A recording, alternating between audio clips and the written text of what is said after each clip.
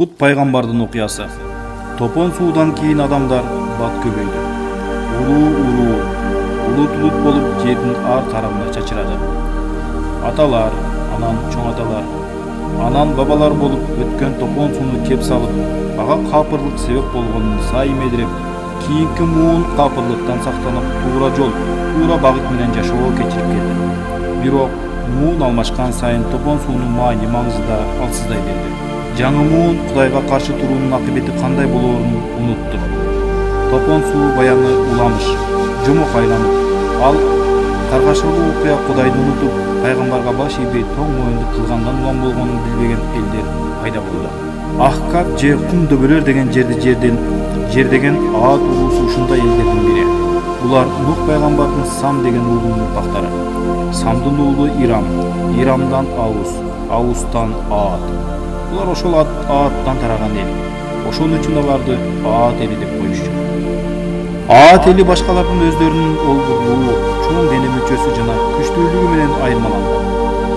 Бир жагы деңиз, бир жагы асман тиреген аскы, ортосунда кумдуу дөбөлөр жайгашкан жерге отурупташкан Аат эли өзгөчө шаарларды курушкан.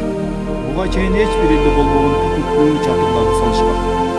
Күч кубатына таянып, терек четтеги элди басып алып, болжолоп эркек аялды кул кылып алышчу. Байлык бийлик арткан сайын адамдын буздары чын. Жер бетинде биз кожоюнбуз, башкалар бизге кызмат кылуу үчүн жаралган беш тала. Күч кубаты бизге тең келе тургандар болсо, келе берсин деп мактанышты. Бул ааламды Кудай Таала жаратканын, бардык адамдар ага сыйынып, анын көрсөткөн жолу менен жашоо кечириши керектигин булардын мойнунда. Баягыдай эле колдо жасалган айкелдерге сыйынып, ошолорго ишеништи. Эл арасында зүйүндүк, залымдык, адилетсиздик күч алып, жашоо тартиби бузулуп чектен чыккан элди эскертүү үчүн Кудай Таала алардын арасынан пайгамбарды чыгарды. Адатта пайгамбарлар элдин ичинен чыгат. Эл билген, эл таанылган, пайгамбар болгонго чейин элдин ишенимин актаган адамдардан пайгамбарлар чыккан. Тилекке каршы пайгамбар болгонго чейин элдин баары сыйлап, айтканына көнүп жүрүшкөнү менен качан ал пайгамбарлыгын жарыялап, динге чакыра баштаганда аны чанып, жалганчы, жинди деп атап, андан алыстап кетишкен. Бул шайтандын кылган экенин белгилүү. Дин, акыйкат, чындык айтылган жерде шайтан болот. Аат коомуна да Кудай Таала өздөрүнүн арасындагы дал өздөрү сыяктуу күч кубаттуу, бирок алар сыяктуу кем акыл эмес, акылы тунук, адилеттүү боорукер кишини пайгамбар кылып тандады. Аны Худ деп аташчу. Худ тиги жердештери сыяктуу айкелдерге сыйынчу эмес. Ага Кудай Таала алгачкы аян кабарды берген күндөн тартып эле ал элин даават кыла баштады. Кудай Тааланын биринчи буйругу элди бир Кудайга сыйынууга чакыруу, көп кудайлуулуктан арылтуу болчу. Негизи бардык пайгамбарлардын дааваты ушул мазмунда болгон. Көп кудайлуулуктан бир Кудайга чакыруу. Эй эл журт, бир Кудайга сыйынгыла, андан башка сыйынууга татыктуу эч ким жок деди. Сен анык наадан экенсиң. Менимче жалганчыда окшойсуң, деди тигилердин бири. Мен наадан эмесмин. Ааламдын жаратуучусу жиберген пайгамбармын деди. Эми журуу жумшак. Сен эмне бизди ата бабабыз сыйынып келген жолдон тыйып, башка Кудайга сыйынтуу үчүн келдиңби? Аларга ата бабасы эмнеге сыйынгандыгы деле маанилүү эмес болчу. Бул баардык эле динди кабылдабагысы келбеген адамдар ишин тоозу. Туура динге чакырган кезде баары ушинтип ата бабасын эстеп калат. Кудай Таала силерди Нух пайгамбардын коомунун артынан орун басар кылды го деди. Аларга ата бабалары туура жолдо, туура динди тутунган адамдар болгонун эскертти. Силерге өзгөлөрдөн артык күч кубат берип, сыйлаганын унуттуңарбы деди. Алардын ушундай күчтүү, башкаларга караганда өзгөчө жараткан Кудай Таала экенин билдирип, бирок мындан эч майнап чыкпады. Ооба, адаттагыдай эле колунда жок делелердин кейлери Худка ишенип анын жолуна түштү. Ал эми калктын калың бөлүгү ага ишенген жок, бирок ишенгиси келген. Даават бир канча жылга созулду. Эл динге кирбеди. Худ пайгамбар Кудай Тааланын буйругун жеткирди. Пайгамбарлардын милдети ошол. Айтканды аткарат, динди жеткирет. Бирок адамдарды туура жолго салуу Кудайдын колунда иш. Ыйман бактысы насип кылгандар пайгамбарга ишенет, аны ээрчит. Капырлык кара насип кылгандар башталат, моюн толбойт, сыйгы жана жазаны Кудай берет. Худ пайгамбардын эли ага моюн сунбагандан кийин Кудай Таала аларды азаптай баштады. Алга 3 жыл бою жамгыр жааган, кургакчылык, ачарчылык менен болушту. Мал өлдү, калпыр эмнени Кудайдын жазасы катары. Худ акыркы үмүтү менен элге кайрылып, эл журт, жаратуучуңарга тобо кылгыла,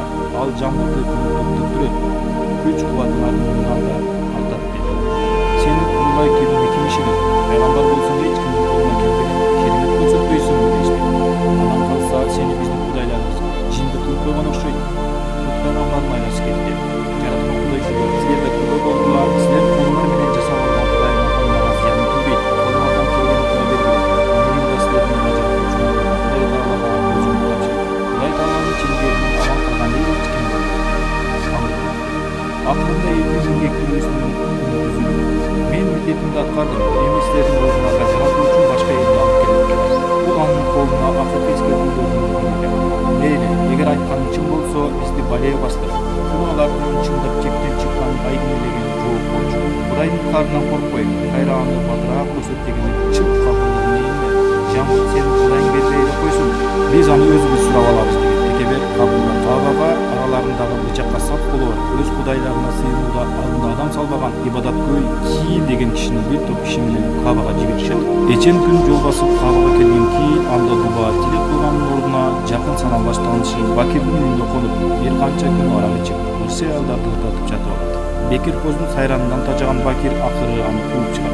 Ошондо гана көз ачылган Киил Кабага келип, жакшы тилек дуба кылбай, тез керисинче догурунуп, карызын сураган кишидей күтүндү. Мола ушул учурда асманда тактадай аппак анан түнүргөн кара жана ачык кызгын түстө 3 түрдүү булут пайда болду. Булардын кайсынысын тандайсың деген үн угулду. Киилдин кулагында ал кубанып, шашып, бир чети чочулап, анан ушундай кара булуттар жаңгырдуу болчу деген ойдо карасын деп, кара булут түнүктөшүп, аат эли жайгашкан тарапка жылып жөнөдү. Чындыгында бул кара булут жаңгыр эмес, кара куюн болчу. Киил кубанып, тилеги кабыл болгонун сүйүнчүлөө үчүн шашып келди. Анын артынан килейген кара булут шаар үстүн каптап, анан жерге жакындай баштады. Алгач кулак мээни жеген ышкырып, анын артынан катуу соккон шамал шаарды аралаганда андагы бекем түтүлөр чимирилип асманга көтөрүлдү. Жандуу жансыздын баары аралашып, жыландай иймелеңдеген куюн менен асманга тике көтөрүлүп, кайра куу менен жерге түшүп, быт-чыт чыгып жатып калды. Ушундай апаат шамал туура 8 күн, 7 күн сокtu. Бул алардын туттан сутаган балиесинин башталышы эле. Башталышы дегеним бул дүйнөдө көргөн азаптын бир гана үзүнү. Акыретте алардын чыныгы азабы башталарына шек жок. Өзүнө ишенген бир улууч адам менен шаар четинде бир үйдө башкан калаган куткарганга шамал басылып, айланар тынчтангандан кийин чыгып, бир аз мурда дүйнөдө буга чейин эч бир элде болбогон шаардын ордуна сапырылган сары топурактан башка эч нерсе калмаган. Бул шамал жөн шамал эмес эле, оттуу жамын өчүргөн шамал. Ошол асманга айландырып чыккан нерсесин кулкалап күйгүзүп, анан жерге сапырылган топуракты чачып түшүрдү.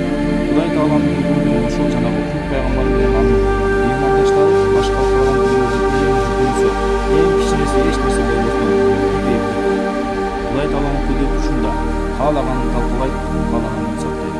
Пайгамбардын жана ыймандуу көңүлдөрүн ошол күнү шамал чыгса, пайгамбардын кудрети ошол менен аякталды. Бул учур анын өмүр сунусунда